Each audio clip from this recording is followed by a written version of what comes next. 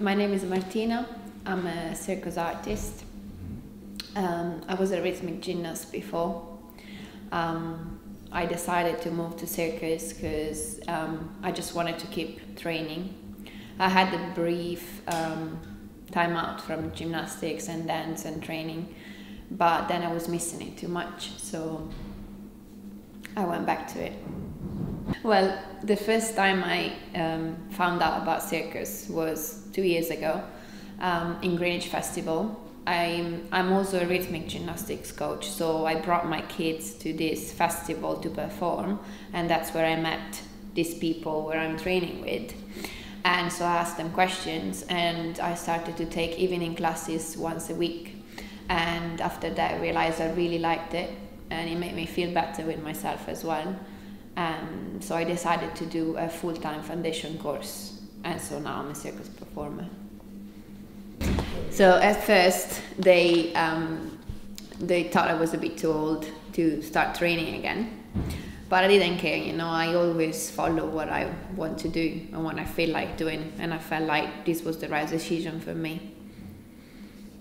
And now my relatives are very happy when they see videos of me and they see me performing, and I think that's really fulfilling for me as well. Now I'm not as young as I was before, so now sometimes I start thinking maybe I should give this up and start focusing more on like a more I don't know how to say, a more I don't know how to say this. I don't know, maybe focus more on a normal job instead of being a circus performer, because it's a bit hard. It's a bit hard to earn money and to keep going like this. But yeah, at the end it makes me happy, so I keep doing it anyways. I specialize in hoop, so I'm an aerialist, and so I specialize in aerial hoop. And yeah, that's the one I prefer. I also like silks, but they're very hard. I need to get stronger to be able to perform with silks. Thank God nothing happened to me till now. Let's touch food. And but yes, I witnessed a really scary accident. I was actually training during my foundation course, and one of the professional circus performer just was training, and she was a really low height, and she fell. She had the mat under, but her arm actually broke. The highest part of the arm just broke in half, and the bone came out. So she had like kind of 2 elbows, and that was really scary. And I couldn't train all day after that. But yeah, the day after I was feeling better, but it was pretty intense. My dream has always been trying to get into Cirque du Soleil, and since I was a gymnast, even my gymnastics coach told me that I could try because I had what it takes to get there.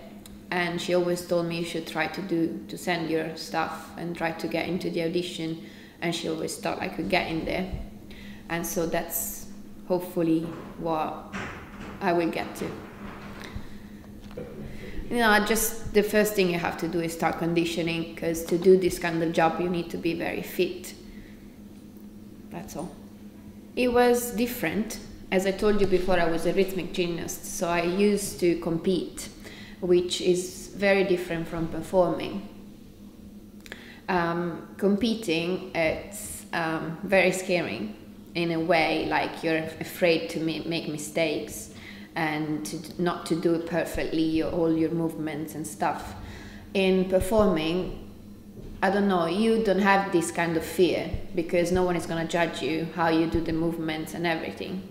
But at the same time, it's scary because you want to make an impression to people. You want them to like you, you want them to clap to you, you want them to appreciate you for your skills, and you want them to understand what your skills are as well.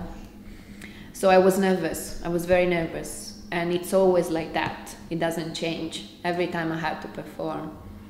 I'm very, very nervous. But that's a good thing. They say it's a good thing because adrenaline makes you work better, and a bit of fear is important to work better.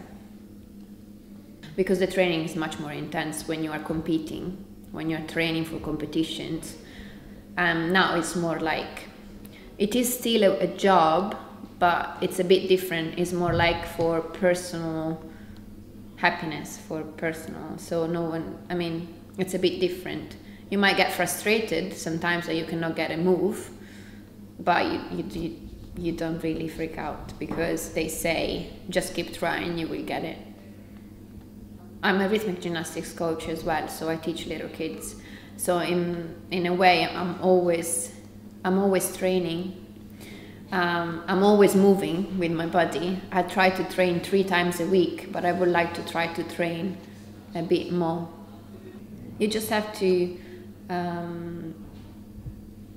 you just get used to it. It just gets part of your routine, or your daily routine, your weekly routine. You know you have to train, you just have to find the time to do it.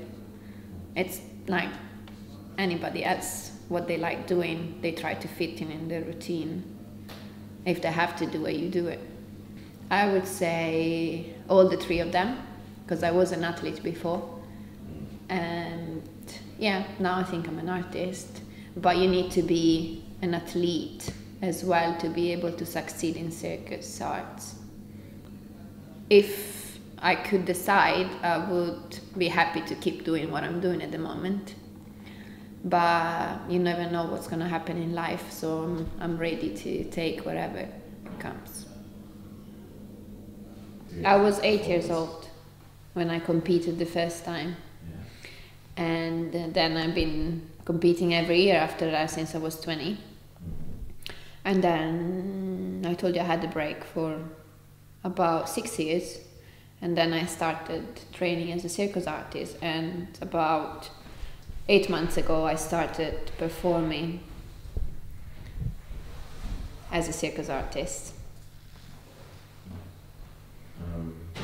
Yeah, it's not very easy to actually get to perform. I thought it was going to be easier since we are in London, and it should be much easier here than anywhere else. But it's actually not very easy because not a lot of venues have the right height and insurance for you to practice circus art, especially aerial, what I'm doing at the moment, because it's dangerous and you require at least 3-5 meters of height, and you need a license for that as well. So not many venues have that. And also you really need to advertise yourself all the time. And a lot of times people don't even answer to your emails, or they don't say anything to you. So it's quite hard to get to compete.